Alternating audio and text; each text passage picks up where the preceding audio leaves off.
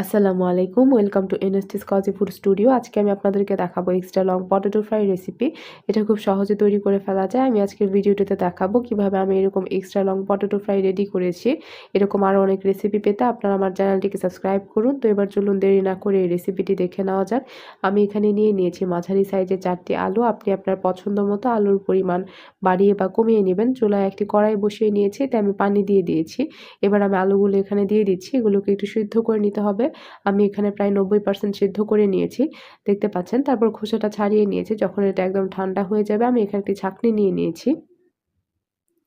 ছাঁকনির সাহায্যে আমি আলুগুলোকে ঠিক এভাবে ম্যাশ করে নিচ্ছি। আপনি আপনার পছন্দ মতো যেকোনোভাবে ম্যাশ করে নিতে পারেন। এভাবে ম্যাশ করে নিলে ডোটা অনেক পারফেক্ট হয় এবং এখানে পটেটো ফ্রাইটা খেতে অনেক ভালো লাগে। দেখতে পাচ্ছেন আমি এভাবে ম্যাশ করে নিয়েছি। এ পর্যায়ে আমি এখানে যোগ করে নিব মসলা। আমি এখানে বিভিন্ন রকমের মসলা ব্যবহার করেছি। আমি প্রথমেই দিয়ে দিচ্ছি কালো গোলমরিচের গুঁড়া সামান্য পরিমাণে, দিয়ে দিচ্ছি সামান্য পরিমাণ লাল মরিচের গুঁড়া, সামান্য পরিমাণ হলুদের গুঁড়া, দিয়ে দিচ্ছি জিরার গুঁড়া এবং আমি এখানে ধনিয়ার গুঁড়ো ব্যবহার করেছি। স্বাদমতো লবণ দিয়ে দিয়েছি। এখন আমি দিয়ে দিচ্ছি কর্নফ্লাওয়ার। আমি এখানে প্রায় 8 থেকে 10 চা চামচের মতো কর্নফ্লাওয়ার ব্যবহার করেছি।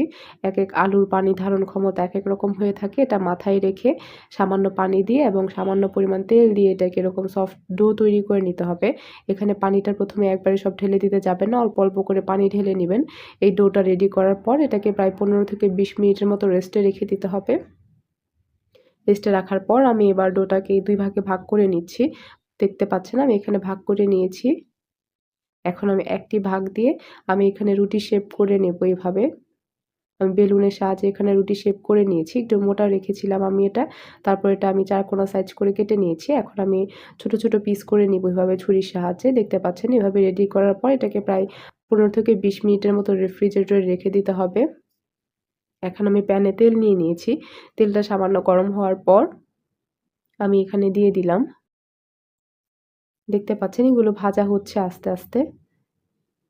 এটাকে প্রথমেই নাড়তে যাবেন না। দেখতে পাবেন এগুলো আস্তে, আস্তে ফুলে উঠতে শুরু করবে। তারপর আগের চেয়ে অনেকটাই ক্রিস্পি হয়ে যাবে। দেখতে পাচ্ছেন এটা অনেকটাই ফুলে গিয়েছে এবং আগের চেয়ে ক্রিস্পি হয়ে যাচ্ছে আস্তে, আস্তে। এ পর্যায়ে এগুলো নাড়লেই দেখবেন খুব ইজিলি নাড়া যাবে এবং লেগে থাকবে না। দেখতে পাচ্ছেন আগের চেয়ে অনেকটাই ক্রিস্পি হয়ে গিয়েছে। এভাবে ভেজে নিতে হবে চারপাশে, যাতে কোনো দিকে মিস না হয়। মানে চারপাশে এটাকে ক্রিস্পি করে ভেজে নিতে হবে। দেখতে পাবেন অনেকটা গোল্ডেন কালার হয়ে গিয়েছে। মানে এটা অনেকটাই ভাজা হয়ে গিয়েছে। আমি এটাকে আরেকটু ভেজে নেব। তারপর আমি এখন এটাকে উঠিয়ে নিচ্ছি। আমি আবার প্যানে বসিয়ে দিয়েছি বাকিগুলো। এভাবে আমি সবগুলোকে ভেজে নিয়েছি। গোল্ডেন কালার হওয়ার পর আমি এভাবে উঠিয়ে নিয়েছি। দেখতে পাচ্ছেন কত সহজে রেডি হয়ে গেল এরকম এক্সট্রা লং পটেটো ফ্রাই। এরকম আরও অনেক রেসিপি পেতে আপনারা আমার চ্যানেলটিকে সাবস্ক্রাইব করতে ভুলবেন না। আল্লাহ হাফেজ।